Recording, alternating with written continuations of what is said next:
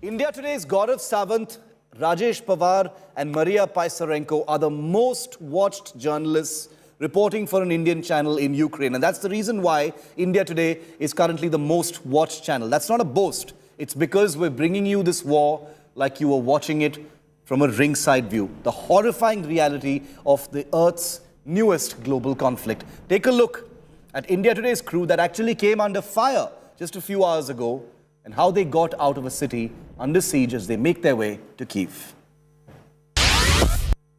The army here, it seems suspects that there are people within Mariupol who seem to be guiding the Russian artillery. And if you look just behind me, there is the secret unit of the police, the counter-terror unit of the police that is now on the streets, and they're frisking people. What they're doing is they are checking people with mobile numbers, they're checking their mobile phones, they're trying to find out who is it who's coming here at this point of time. And it's very risky to be here on the streets because there's curfew, there's martial law, everyone has been asked to move away. But what the police are doing right now is frisking people who are on the streets. Not only are they frisking people, they're checking their mobile phones, they're checking mobile images. The road that leads to Mariupol to Kiev, there is palpable tension in the air. On this axis, there are multiple military convoys that are heading towards Mariupol. The situation extremely grim, not just at Mariupol, but also in Dnipro where we are headed, and at multiple locations en route. You see the citizens militia that has been deployed. We again have a long journey ahead, almost 6 to 7 hours. But our journey with Elena is only till here. We drop her with her friends and her relatives, and then we'll head to the railway station. We hope to catch a train to Kiev, but should we be stuck once again, then the journey will start altogether afresh. I don't know what happens next. We have absolutely no idea what happens next because in one place we were shot at another place we were stopped, asked for our credentials, our I-card, and fortunately our passport. But fortunately, since we had Elena with us, that helped us negotiate that checkpoint.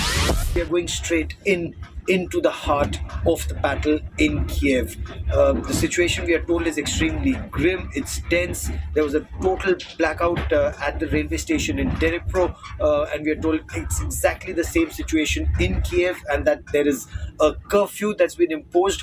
But the fact remains, we will be on ground zero.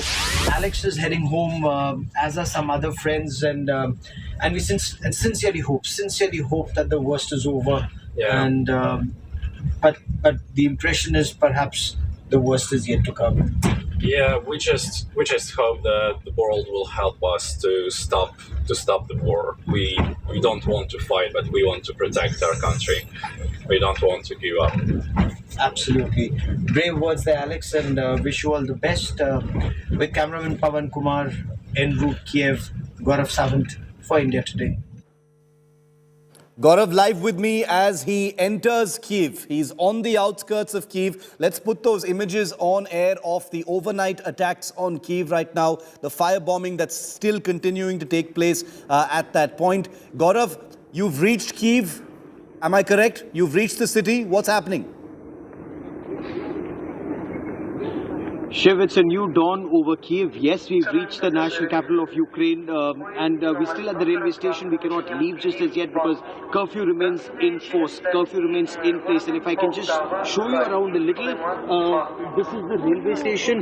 This is the road that leads to the railway station. So nobody can leave just as yet. People are assembling here. They're waiting for taxis to come in, but no taxis also just as yet to take people out.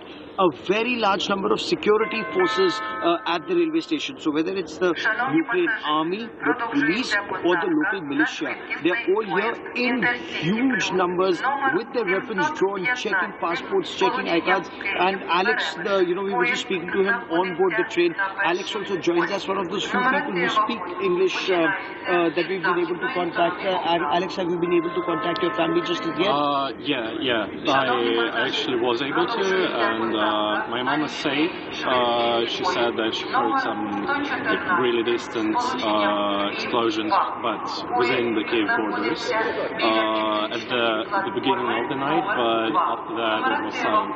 But there are a few people in Kiev, like my brother, who heard explosions and shooting for quite a while, but again, it stopped around like 2 a.m., probably 3 a.m. And this is almost like a pattern, Shiv. The information that we've been able to glean out talking to people in Kiev, even when we were in Mariupol, that the shooting starts almost.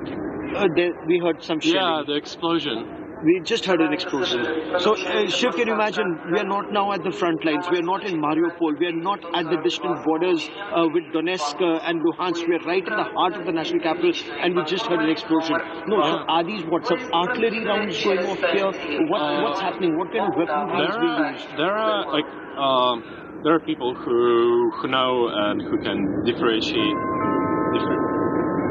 Oh, that's something like yeah. So this could well be a fighter jet flying overhead us. So Shiv, can you imagine a modern European capital in 21st century, and you hear artillery shelling in the heart of the national capital, and you hear fighter jets flying overhead, but it's an overcast sky. So even if we pan up, we wouldn't be able to show you that. But this must be very unnerving for you. You're coming into Kiev for the first time, and that's another round that's gone off. So it's really it's surreal.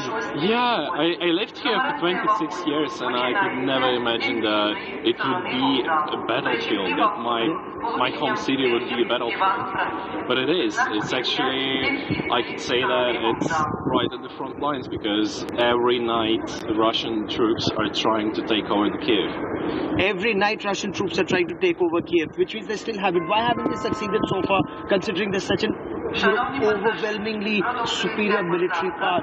Why do you think they're not succeeding? Because people of Ukraine are uniting.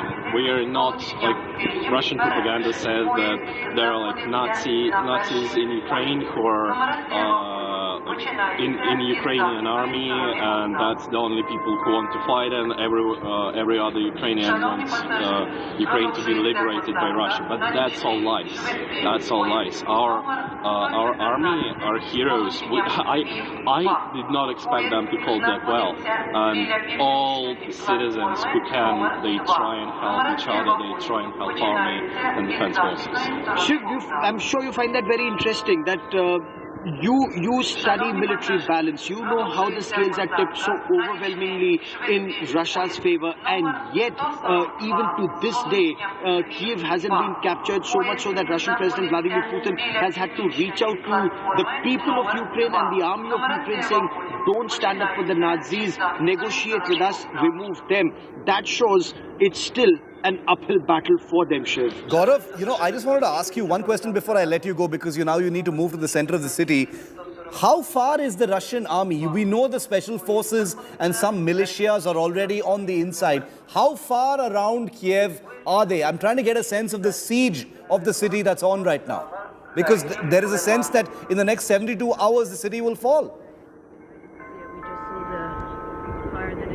Shiv, let me get Alex, since Alex has constantly been in touch with his brother and other friends here, and his main task now, as he tells me, and we've had a long conversation on that train journey here, his aim is to get people out of Kiev. Explain to us, from your conversations with your brother, mother, girlfriend and other friends, where exactly is the battle right now in Kiev? Have the Russians crossed the Dnipro river in terms of the blasts that went off and a couple of bridges were destroyed? Where is the battle right now? As far as I know, there were like recent fault zones where like north districts of Kiev, Tryeshina and the Obolon districts, but they did not succeed in taking them. Ukrainian army are holding them back. They are attacking from both banks of the Dnipro River. Yeah. And the attack continues. That intense attack continues. Is it just the army, or is it also the locals who have now joined the army, or the locals only looking for the fifth columnists, as they say, or the Russian militia, the Russian, they may have slipped in as civilians and are guiding Russian artillery into Shiv. That's a very interesting aspect that I did want to discuss with you perhaps at another time.